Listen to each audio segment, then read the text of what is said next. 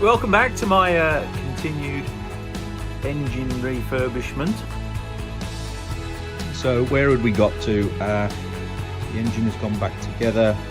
We've got the covers on, timing done, the clutch put back on. So next I'm going to try and put the gearbox back onto there. And to do that, first of all, I'm going to have a look at the gearbox. Gearbox then, there was actually nothing wrong with it. So I'm taking the view at the moment, if it isn't broke, don't fix it. So I've got no desire to take this apart. I do have a couple of gaskets though that I'm going to replace just to help with any oil leaks. One is the top cover, so just out of interest more than anything, I'm going to take that off, clean it up and put new gaskets on there. And then underneath on the overdrive, got a new gasket for the cover. And there's two filters in there, so I'm going to turn the gearbox over, clean those filters out, and then put it all back together again. While I'm at it, I've also taken the opportunity to change the release bearing on the front of the gearbox. That was a new uprated bearing, quite easy, just pushes out and then pushes in. So just use a vise to do that, so we'll put that in the front of the gearbox while we've got it out.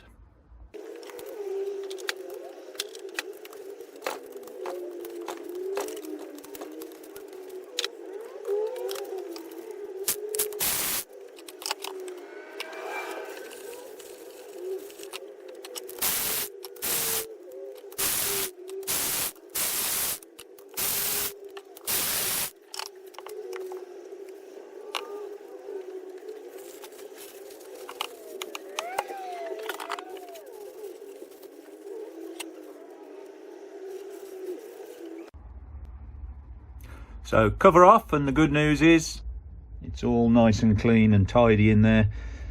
No obvious metal particles or damage or anything else in there. So we'll just put a new gasket on here and get it back together.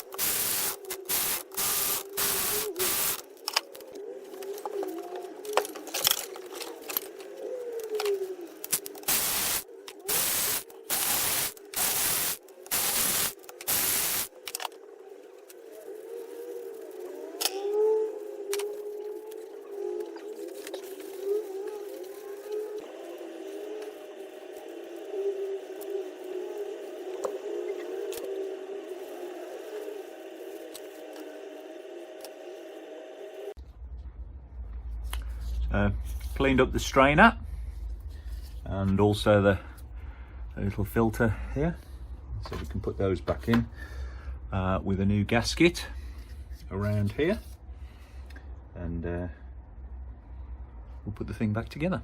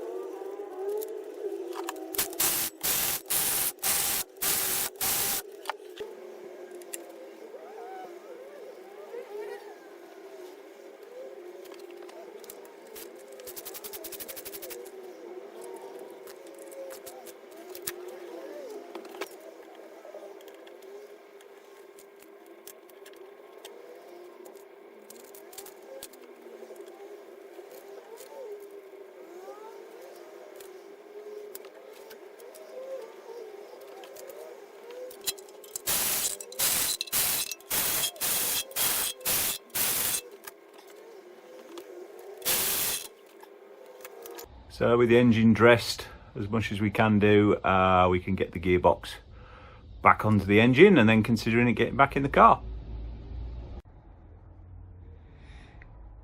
Gearbox bolted up then, all ready to drop back in the car. So here we go then, engine going back into the car. The gearbox in the end then going back onto the engine quite easily, sliding on and then just tightening up the bolts, taking the opportunity to drop the starter back on. Then we're ready to put the engine back in. The gearbox in the end then going back onto the car.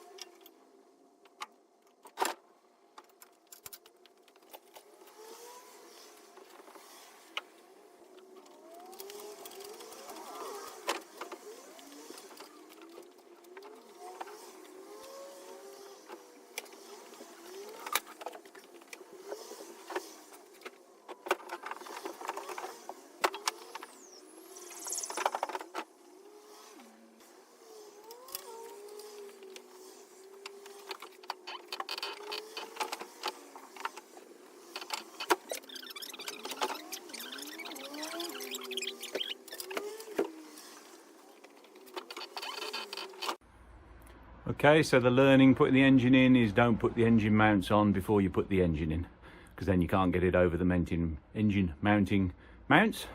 So now I've got to take the engine mounting mounts off to put the engine in, to then put the engine mounting mounts back on.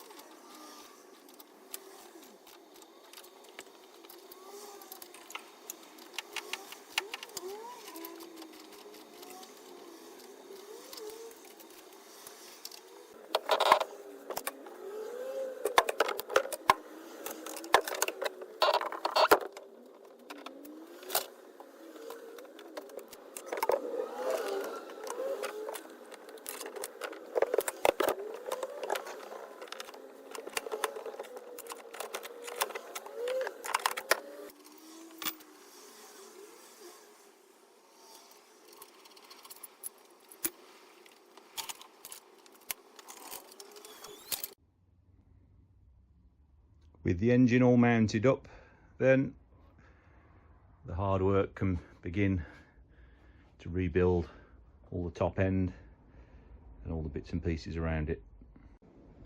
With the gearbox mounted up as well, there's actually nothing stopped me completely reassembling all the interior now.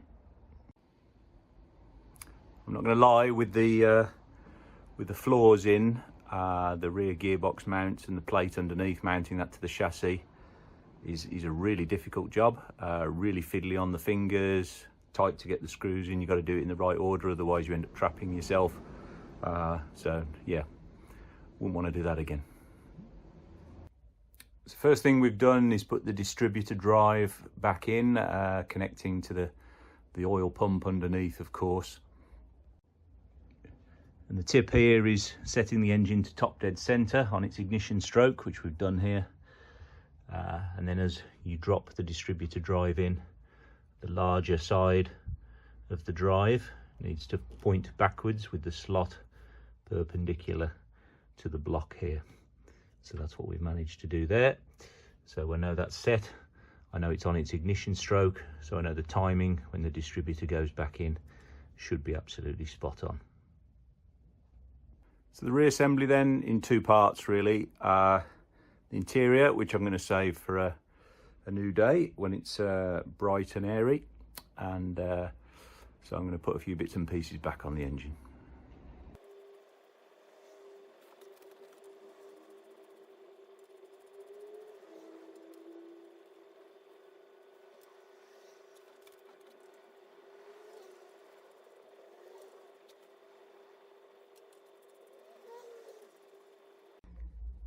So that brings me quite nicely to the subject of springs.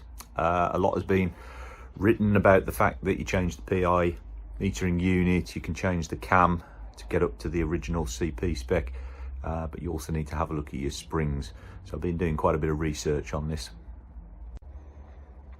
When I had the head rebuilt, they gave me the spec at around £130 fully open, about £30 closed on the springs. And I've compared that with the data that I can find online, and it shows that in theory those springs should be suitable. Compounded further by the fact that there's quite a few people out there marketing, well-regarded people, marketing double spring setups as suitable for both original Triumph cams.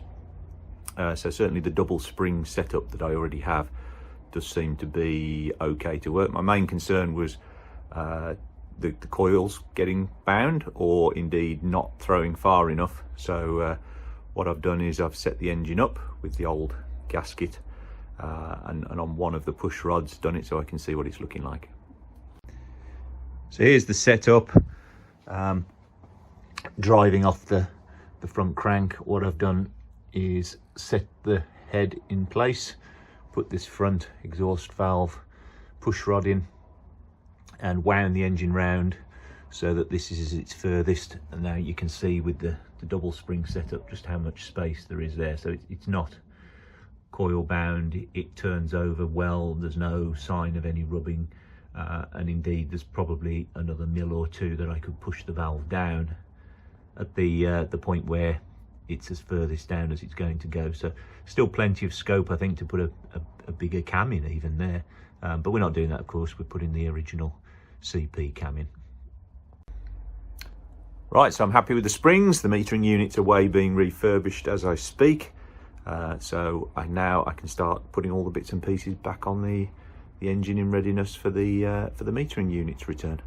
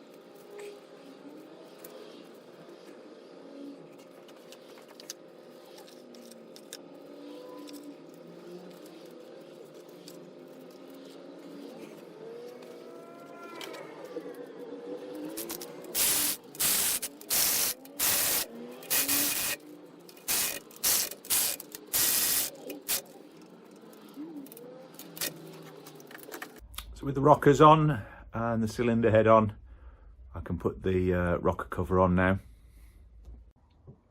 Little tip I earned from an engine builder: so if you use impact adhesive, you can stick the gasket to the rocker cover, and that way then when you put the rocker cover on the car, it's in perfect position.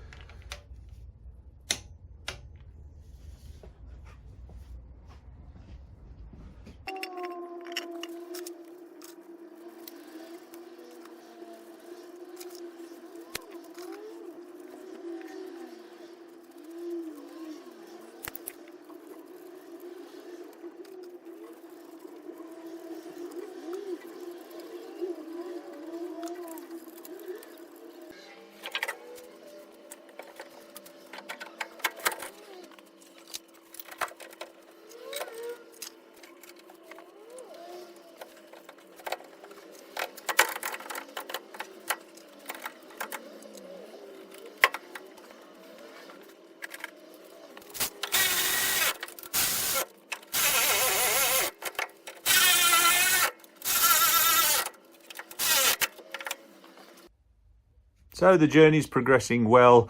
The engine and gearbox are now back in the car. So it's a good time to leave this part of the series. In the next video, we're going to have a look at dressing the engine, getting all the induction on, getting all the ancillaries on with the view to getting the engine started. So look forward to seeing you then. Thanks for watching. Thanks for subscribing. See you on the next video.